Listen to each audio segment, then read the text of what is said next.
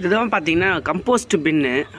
நான் வீட்டில் யூஸ் பண்ணுற கம்போஸ்ட் பின்னு. இது எப்படின்னா, இதில் வந்து பார்த்திங்கன்னா நம்ம வந்து ஃபெர்டிலைசர் இதில் கலெக்ட் பண்ணிக்கலாம். அது மட்டும் இல்லாமல் லிக்விட் ஃபெர்டிலைசரும் தனியாக கலெக்ட் பண்ணிக்கலாம். இது ரெண்டுமே பார்த்திங்கன்னா பழைய ஜாமான் கடையில் தான் வாங்கினேன் நான். ரொம்ப ஈஸியாகவே நீங்கள் ரெடி பண்ணிடலாம்.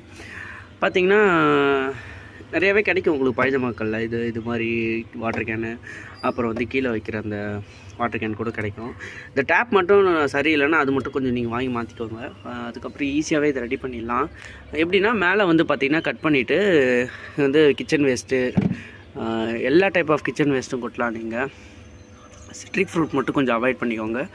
மற்றபடி பார்த்திங்கன்னா எல்லா கிச்சன் வேஸ்ட்டும் நீங்கள் போடலாம். ஸ்வீட்ஸு, மோர், தயிர், அது மாதிரி எதை வேணாலும், மாவு, பழைய மாவு, அது மாதிரி எதை வேணாலும் நீங்கள் ஊற்றி வைக்கலாம். இதில் பார்த்திங்கன்னா இதோட வாட்டர் கேனோட மவுத்தில் வந்து பார்த்திங்கன்னா நம்ம ஸ்டெயின்லெஸ் ஸ்டீலில் நெட் இருக்கும். அந்த நெட்டு வந்து கொஞ்சம் நல்லாயிருக்கும், நல்லா லைஃப் வரும். அதனால் அது வச்சு ஃபுல்லாக டேப் அடிச்சிட்டேன் நான்.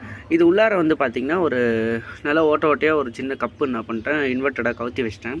பார்த்திங்கன்னா இப்போ நம்ம போடுற எல்லாத்துலேருந்து வர அந்த லிக்விட் ஃபெர்டிலைசர், இந்த லிக்விட் என்ன பண்ணும் வந்து கீழே கலெக்ட் ஆகும். நம்ம வேணுன்றப்போ பார்த்திங்கன்னா இதில் வந்து பிடிச்சிக்க வேண்டியது தான். இது பார்த்திங்கன்னா ரொம்ப ஒரு கான்சன்ட்ரேட்